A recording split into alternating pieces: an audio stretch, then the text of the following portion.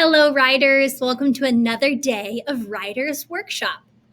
For today's lesson, I want to teach you something really special. Have you ever been writing before and you just can't remember what you were going to say in your story? Like maybe you were telling a story about a time you were eating lunch, and then all of a sudden you just forget what happened. That's happened to me before too. Today, I want to teach you that you can act out stories to help you remember the details. So you can actually, in your brain, you can pretend to go back into that moment that you're writing about, and then you can get up out of your chair and you can act out what actually happened. I'm going to show you an example of what I mean today. I have a story written by a kindergartner named Brian. So I'm going to show you the first version of Brian's story, and then I'm going to show you how he added some details after he pretended to act out what actually happened in the story. So let's see. His story goes like this. I was going to the park with my friends, and when we got there, I said, "Can we make a castle?" So here are his friends and him, and it looks like maybe they want to make a castle with some sand. And then it says, we got in the park. And then it says, when my friends put the Spider-Man in the castle, the Spider-Man knocked down the castle.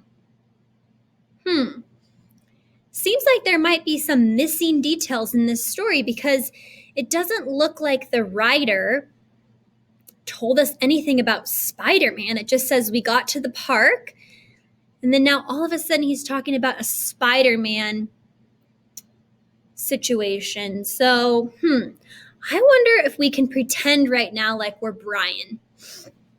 We're going to pretend that we just got to the park, and I'm going to act it out, and I'm going to pretend that I have my friends with me, and then I'm going to think to myself, what happened when I was at the park with my friends? I know what happened. I said that we should put Spider-Man on top of the castle. And you can see that in the picture right here. Okay, so we definitely need to add that to our story. And then it says, when my friends put the Spider-Man in the castle, the Spider-Man knocked down the castle. But it doesn't really say like the end, or it doesn't really have an ending to the story. So we can pretend like we're in that moment, pretend like we're Brian. And we can think to ourselves, I remember what happened when we were building the castle. I got cold and I said, I'm cold. Let's go home. All right. So then we're going to add to our story. We're going to say,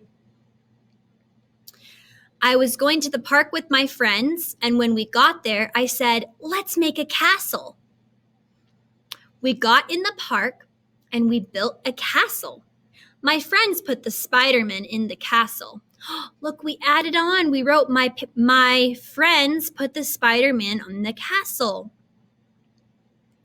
And then the last page, I also had, it looks like Brian also had some time to add on to his story.